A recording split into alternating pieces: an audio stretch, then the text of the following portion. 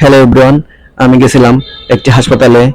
আমি হাসপাতালে গিয়ে দেখি ডাক্তারের পিছনে কতগুলা রোগী দাঁড়িয়ে আছে, বসে আছে। অনেকগুলা রোগী এখানে সিরিয়াল ধরে আছে। ম্যাক্সিমাম 50 থেকে 60টা রোগীর সিরিয়াল এখানে আছে। আর এই ডাক্তারটা হলো বক্ষব্যাধির ডাক্তার। দেখতেই পাচ্ছেন, দেখেন কতগুলা লোক এখানে সিরিয়াল ধরে আছে, দাঁড়িয়ে আছে, বসে আছে। ছোট বড় সবাই এখানে আছে। ওই যে ডাক্তারের chamber.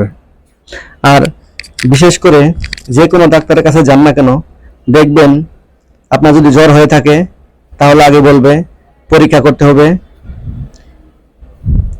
Urine test, CBC test, ultrasonograph, X ray, কত কিছু দিয়ে রাখবে।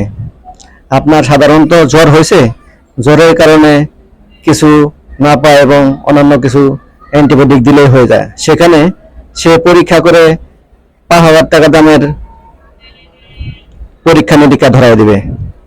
এটা হলো হাসপাতালের নমুনা এবং ডাক্তারের ব্যবসা। এখন ব্যবসা ছাড়া অন্য কোনো কথা বলার ভাষা আমার নাই, কারণ যেখানে আমি যাই না কেন, আমি প্রত্যেকটা হাসপাতালে গিয়ে দেখেছিলাম কিছু কিছু গরিব মানুষ আছে, তারা সুচিকিৎসা পায় না টাকার অভাবে। কারণ ডাক্তারের কাছে গেলেই তো বলবে পরীক্ষা নিরীক্ষা করতে। পরীক্ষা নিরীক্ষা করার মতো তো আর সাধারণ জনগণের টাকা নাই, তাই তারা সুচিকিৎসাও পায় না। আর এরকম বড় বড় হাসপাতালে কিন্তু বড় লোকেরই চিকিৎসা হয়, কারণ এখানে টাকার খেলা। দেখেন বিরাট বড় একটা হাসপাতাল, কতগুলা রোগী বসে আছে। আর হাসপাতালে গেলেই দেখা যায় যে মানুষ কতটা সুস্থ এবং অসুস্থ আছে।